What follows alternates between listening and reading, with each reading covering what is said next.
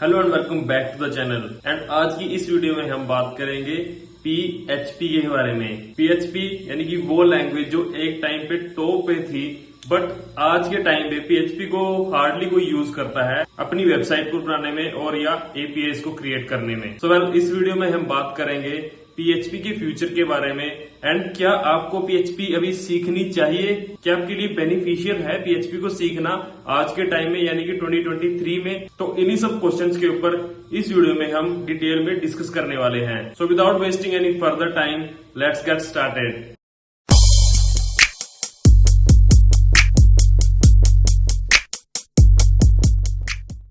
मैं यहाँ पे अपनी ही स्टोरी को लेके बताऊंगा कि आपको PHP क्यों सीखनी नहीं चाहिए और क्यों सीखनी चाहिए, ये तो बाद की बात है। लेकिन अपनी स्टोरी बताऊंगा कि मैंने कहाँ से स्टार्टिंग की थी अपनी जो जर्नी थी सॉफ्टवेयर डेवलपमेंट की, कितने साल पहले स्टार्ट की थी और अब मैं क्या कर रहा हूँ वो भी मैं इस वीडियो में बताऊंगा। और मैंने क्यों स्विच किया है PHP से। तो बात है 2015 की, जहां से मैंने अपने सॉफ्टवेयर डेवलपमेंट जर्नी की जो शुरुआत की थी। तो सबसे पहले मैंने डिजाइनिंग से स्टार्ट किया था, लेकिन डिजाइनिंग में मैंने देखा कि मेरे को इतना इंटरेस्ट नहीं बना उसमें, तो मैंने डिजाइनिंग को छोड़ दिया। तो उसके बाद मैंने स्टार्ट किया जावा के साथ। मैंने जावा में तकरीबन आधे से 1 महीने उसमें काम किया, लेकिन मेरे को इतनी समझ नहीं लगी। वो स्टार्टिंग में होता है सबके साथ कि आपको कुछ चीजें सिंटैक्स समझ नहीं आता किसी प्रोग्रामिंग लैंग्वेज का, तो वो मैंने स्किप करके PHP में अपना करियर बनाने की शुरुआत की। वहां मेरे को PHP थोड़ी इंटरेस्टिंग भी लगी और मेरे को थोड़ा इजी भी लगा PHP को सीखने में। बिकॉज जो जावा एंड PHP में डिफरेंस है वो पता ही होगा आपको। अगर आप PHP और जावा में आपने काम किया तो PHP is more easy than Java. और 2015 में जब IT इतना पीक पे नहीं था, तो उस टाइम PHP काफी अच्छी लैंग्वेज मानी जाती थी। और जो 80 to 90% जो वेबसाइट्स थी उस टाइम पे वो PHP में बनी हुई थी।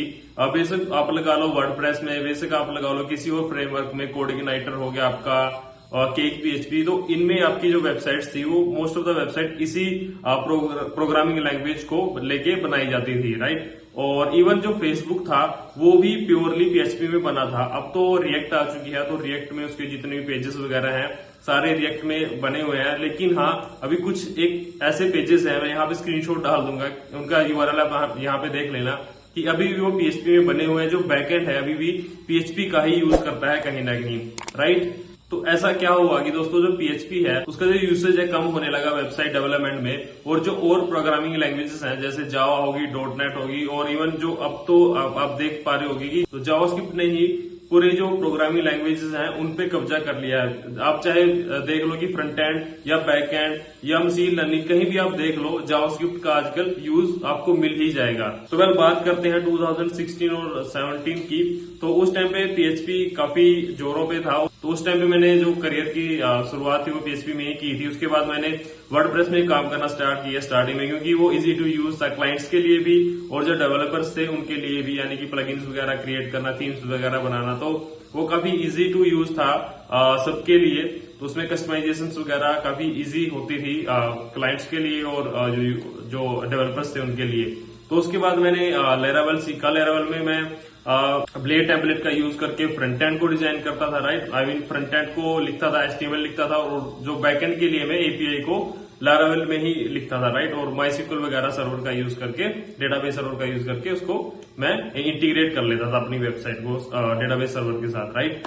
और उस टाइम पे सैलरीज भी अच्छी थी PHP में as compare to now, because जो आजकल जो पाइथन वगैरह आ चुकी हैं और जावास्क्रिप्ट में काफी अच्छी डिमांड है। अगर आप बात करें कि रिएक्ट की, एंगुलर JS की और नोड JS की, तो काफी ज्यादा डिमांड है आजकल जावास्क्रिप्ट की। तो इसलिए मैंने इस चैनल पे, अगर आप देखोगे, अगर आपको जावास्क्रिप्ट नहीं आती तो उसके लिए भी मैंने प्लेलिस्ट क्रिएट की हुई है। उसका लिंक मैं यहाँ पे दे दूंगा प्लेलिस्ट का। अगर आपको जावास्क्रिप्ट सीखनी है फ्रॉम स्क्रैच तो आपके लिए वो काफी यूजफुल होने वाली है, तो उसको भी आप चेकआउट कर सकते हैं। तो दरअसल पहले होता यूं था कि जो वेबसाइट्स थी हमारी, कहीं भी जैसे सपोज करो मैंने किसी एक पेज से दूसरे पेज पे जाना है, राइट। तो वो रिफ्रेश होता था पेज, और रिफ्रेश होने के बाद दूसरे पेज पे हेडर एंड फुटर लोड होता था, जो यूजर्स के लिए भी काफी इजी नहीं था और जो डेवलपर्स थे उनके लिए भी इतना इजी नहीं था। जो PHP वगैरह में और .NET हो गया, जावा में, आई मीन वेबसाइट्स को क्रिएट करना। तो PHP का जो डाउनफॉल था वहीं से स्टार्ट होता है, क्योंकि यूजर्स क्या चाहते हैं, यूजर्स चाहते हैं कि एक क्लिक किया मैंने और एकदम से हमारे पास डेटा आ जाए बैकएंड से और वो फ्रंट एंड पे दिख जाए।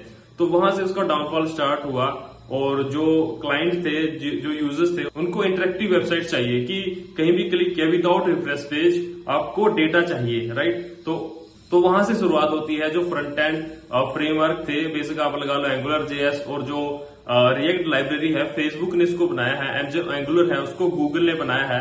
वह तो बहुत पहले आ चुकी थी, बट जो इनका यूसेज था, उनकी डिमांड थी, वो इस टाइम पे ही काफी ज्यादा यूज में आने लगी। और मैंने यहाँ वहां से देख लिया था कि अभी जो ये पीएचपी वगैरह है आगे इसको कोई यूज नहीं करने वाला इतना ज्यादा। तो मैंने वहां से अपने जो करियर की स्विच देना स्टार्ट कर दिया और मैंने जावास्क्रिप्ट वगैरह, जो रिएक्ट वगैरह, एंगुलर वगैरह सीखना वहां से स्टार्ट कर दिया। और इसके साथ साथ मैंने जो बैकएंड जो डेटाबेस सर्वर था उसको भी मतलब नोड जेएस में स्विच कर लिया, PHP to node JS, right. और वहां से नोड जेएस में एपीआई क्रिएट करना स्टार्ट कर दी और जो मोंगोडीबी है उसको मैंने एज ए डेटाबेस सर्वर की तरह यूज करना स्टार्ट कर दिया। क्योंकि होता यूं है कि आपको चाहिए पैसे, और जो टेक्नोलॉजी आपको ज्यादा पैसे लाके देगी आप तो उसी में ही स्विच करोगे ना। तो इसलिए मैंने पीएचपी को छोड़ के अभी मैं जिस as a front end developer, और अगर मेरे को एपीआई भी लिखनी हो तो नोड जेएस का इजीली मैं यूज करके वेबसाइट्स क्रिएट कर सकता हूं। और आजकल अगर ट्रेंड की बात करें और पैसे की बात करें तो जावास्क्रिप्ट में काफी पैसा है। अगर आपको जावास्क्रिप्ट सीखनी है तो उसका मैं लिंक यहाँ पे दे दूंगा प्ले लिस्ट को, उसके ऊपर मैंने बनाई हुई है। अगर आपको अच्छी लगती है तो उसको भी आप फॉलो कर सकते हो। लेकिन यहाँ पे क्वेश्चन वही खड़ा हो जाता है कि आपको आज के टाइम में पीएचपी सीखनी चाहिए या पीएचपी में काम करना चाहिए आज भी। तो मैं यहाँ पे सीधे वर्डों में ये आंसर देना चाहता हूँ कि अगर आप सॉफ्टवेयर डेवलपमेंट की जर्नी को भी शुरुआत करना चाहते हो इसकी, तो अपनी जो लॉजिक बिल्डिंग है उसको स्ट्रॉन्ग करना चाहते हो, तो आप पीएचपी छोड़ो, जावा और .NET और पाइथन में जा सकते हो। आपको भी लॉजिक बिल्ड करने हैं अपने, अगर आप बैकएंड की बात करो, राइट, तो आप पीएचपी को भी ले सकते हो, जावा को भी ले सकते हो इनिशियल स्टेज में। और अगर आपको अभी जैसे पीएचपी में आपने अपनी जो लॉजिक बिल्डिंग को स्ट्रॉन्ग कर लिया, तो उसके बाद आप किसी भी और प्रोग्रामिंग लैंग्वेज में इजीली शिफ्ट कर सकते हो। बिकॉज जो सिंटेक्स का ही फर्क होता है, जो आपकी लॉजिक बिल्डिंग है अगर आपके स्ट्रॉन्ग हो जाती है एक बार, तो आप किसी भी लैंग्वेज में इजीली स्विच कर सकते हो। लेकिन हाँ, यहाँ पे मैं एक बात बता देता हूँ कि पीएचपी जो है अभी इतना हाई पेइंग जॉब उसमें नहीं मिल रही है एज कम्पेयर टू अदर, जैसे कि जावा होगी, आपकी जावास्क्रिप्ट होगी, पाइथन होगी, मशीन लर्निंग वगैरह। तो ऐसी बात भी नहीं है कि अगर आपने पीएचपी ऑलरेडी सीख ली है, अगर आप सीखना चाहते हो तो आपका कुछ नहीं होने वाला, ऐसी बात नहीं है। अगर आपने पीएचपी आती है आपको, अगर आप पीएचपी सीखना चाहते हो तो आप वेलकम है आपका, आप सीख सकते हो। लेकिन उसमें इतनी आपको सैलरी नहीं मिलने वाली है इनिशियली, राइट। और अगर आप देखोगे कि आपको अपवर्क पे, जैसे फाइबर हो गया, आपका जितने भी प्लेटफॉर्म है जहां पे आपको क्लाइंट्स मिलते हैं, वहां पे मोस्ट ऑफ द टाइम आपको मिल जाएगा कि आपको जैसे वर्डप्रेस हो गया, लैरावेल हो गया, इनकी वेबसाइट्स के लिए आपको काफी सारी जॉब्स मिल जाएंगी। इसलिए आप फ्रीलांसिंग को लेके इस प्रोग्रामिंग लैंग्वेज अगर आपको आती है तो उसका यूज करके आप इजीली पैसा अर्न कर सकते हो। कोई भी प्रोग्रामिंग लैंग्वेज अच्छी या माड़ी नहीं होती, मैं तो यहाँ पे एंड में यही बोलूंगा। जो आपको आती है बस आपको पता होना चाहिए कि उससे काम कैसे लेना है, आई मीन लॉजिक आपका कैसा है, और उससे आपको प्रोग्रामिंग लैंग्वेज जस्ट एक लैंग्वेज की तरह है, राइट। जैसे आप इंग्लिश, अभी जैसे आपको इंग्लिश आती है, हिंदी आती है, मराठी आती है, कुछ भी आती है, तो आप अपनी बात को कितने अच्छे से दूसरे को कन्वे कर सकते हो।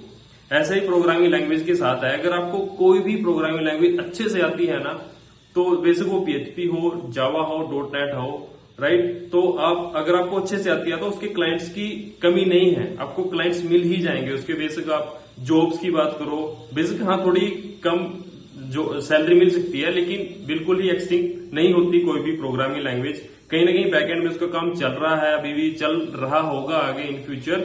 तो अब अगर आपको आती है, अगर आप सीखना चाहते हो तो आप मोस्ट वेलकम है, आप उसको सीख सकते हो। और उसके बाद अगर आपको आ जाती है मेरी की तरह, जैसे मेरे को पीएचपी आती थी, राइट, आती थी क्या आती है, तो मेरे को लगा कि इसमें भी इतना स्कोप नहीं है, इतनी इसमें सैलरी ग्रोथ नहीं है, तो मैंने इजीली इसको स्विच कर दिया जावास्क्रिप्ट में। तो आप भी ऐसा कर सकते हो, लॉजिक अपने स्ट्रॉन्ग कर लो स्टार्टिंग में, और उसके बाद आप किसी भी प्रोग्रामिंग लैंग्वेज में जा सकते हो। वो आपकी मर्जी है। अगर आपको लगता है कि जावास्क्रिप्ट आगे आने वाले टाइम में इसका फ्यूचर नहीं रहेगा तो आप किसी और प्रोग्रामिंग लैंग्वेज में स्विच कर सकते हो।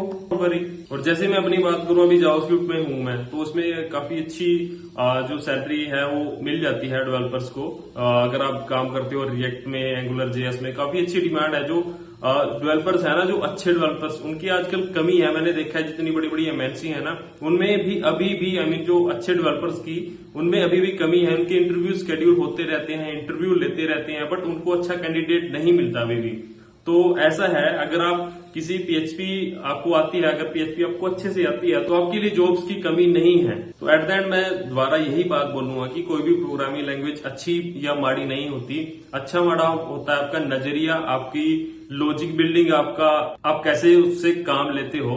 तो वो चीज सबसे ज्यादा मैटर करती है, ना कि कोई भी प्रोग्रामिंग लैंग्वेज। हाँ, सैलरी में ऊपर नीचे हो सकता है, लेकिन कोई भी प्रोग्रामिंग लैंग्वेज खत्म नहीं होती। कहीं ना कहीं उसका जो बैकएंड में काम चल रहा होता है, उसकी रिक्वायरमेंट होती है क्लाइंट्स को, उसमें भी काम चल रहा है और चल रहा होगा। सो आई होप आपको आपके क्वेश्चंस का आंसर मिल चुका होगा। अगर अभी भी आपको कुछ डाउट है तो मेरे को कमेंट में अपने क्वेश्चंस लीव कर सकते हो, मैं उनका रिप्लाई करने की पूरी ट्राई करूंगा। So thank you so much for watching this video and हाँ, चैनल को सब्सक्राइब कर लेना है ऐसे ही और भी इंटरेस्टिंग और मोटिवेशन भरी वीडियोस के लिए। तो thank you so much for watching this video, keep learning.